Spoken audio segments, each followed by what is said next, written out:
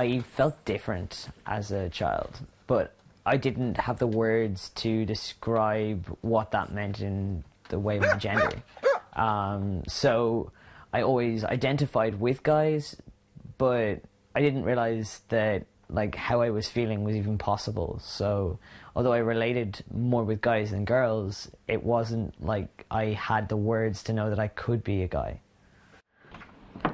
I'll grab one. Sam Blackensey was born a female, but for this 21-year-old Irish student, his gender identity was that of a male. Sam started transitioning when he was 18, which included hormone blockers, testosterone and surgery. But he says the social transition was harder, a transition which included telling friends and especially his family. Looking back now, you would see a lot of pointers that you could have picked up on.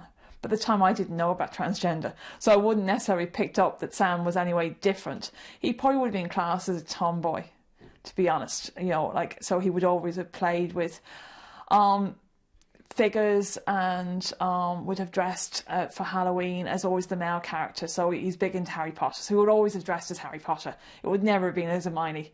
So he would always have chosen the male identity, but we would not necessarily have triggered in my head that, you know, because transgender was not in my vocabulary at that stage.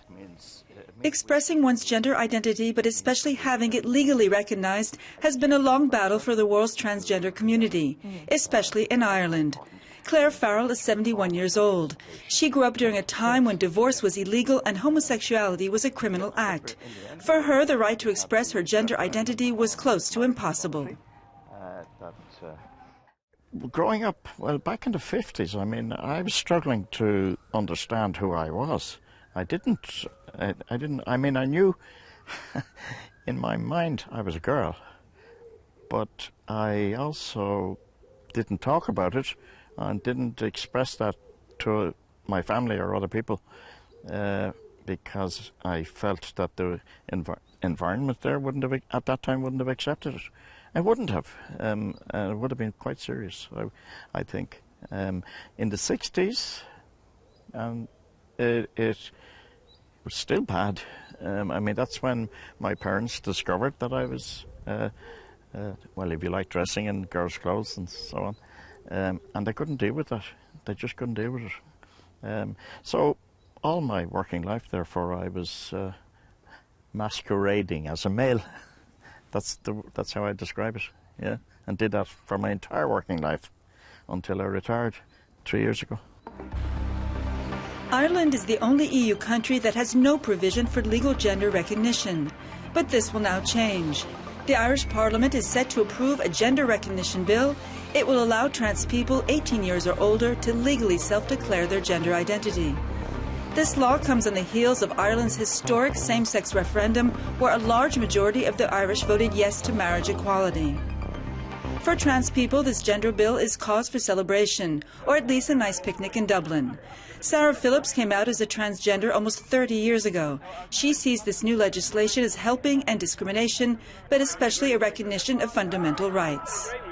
For me, it's the empowerment again of being able to be myself. It's about, you know, my state considering me a full and equal citizen. The way the new legislation is going to work will be that they will have a self-determination model, which will be a statutory declaration. You will decide your gender.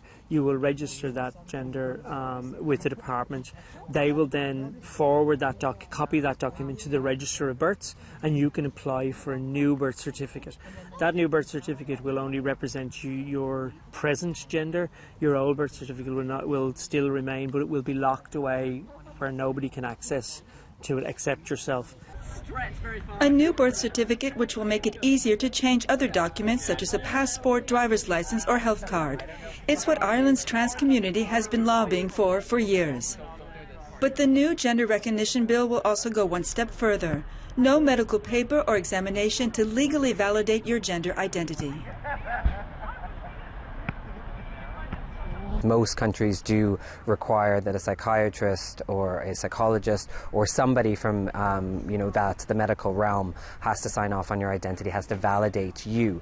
And in Ireland we're not going to need that, and that's incredibly important in terms of trans rights, because it means that we're able to self-determine. I'm able to say, for instance, that I'm a man. I don't need a psychiatrist to say that I'm a man. Donald O'Shea is an endocrinologist who's been treating transgender patients in Ireland for almost 20 years. He has long advocated for increased resources for transgender people who make up between 1% and 2% of the population. But he also has a scientist's caution. I would have reservations about not needing a letter confirming that an individual has transgender as a condition. And my concern is not for the true transgender individual. My concern is for the very small minority that have a personality disorder with a focus on gender, who should not be encouraged to pursue gender reassignment or gender change, because it will cause them harm. Despite this reservation, Professor O'Shea is supportive of the gender recognition bill. And although Ireland's trans community claims there should be no minimum age when it comes to declaring your gender identity, Professor O'Shea says the debate is a sensitive one. I mean, the true transgender knows from as long as they can remember, and from certainly before the age of 5, that they're in the wrong body. And but the problem is that transgender kind of diagnosed before puberty will have about a 5% change of mind rate. Transgender confirmed after puberty, the change of mind rate is less than 1%. And you really do have to protect the younger children. For Sam and other trans people, there's little doubt that the gender recognition bill is nothing short of a quiet revolution in gender rights. But when back home we asked Sam to show us pictures before he transitioned, he shows us only this one. For me, like, babies aren't gendered by what people put on them. Like, you would never know whether a baby is a boy or a girl. Like, it's not something that you can tell until, like, somebody dresses them up in a particular type of clothing. So that's kind of why, for me, baby pictures are so easy to deal with, whereas other pictures I find harder to kind of, like, remembering is great, but showing people is kind of a lot more sensitive for me, because they don't express who I am now.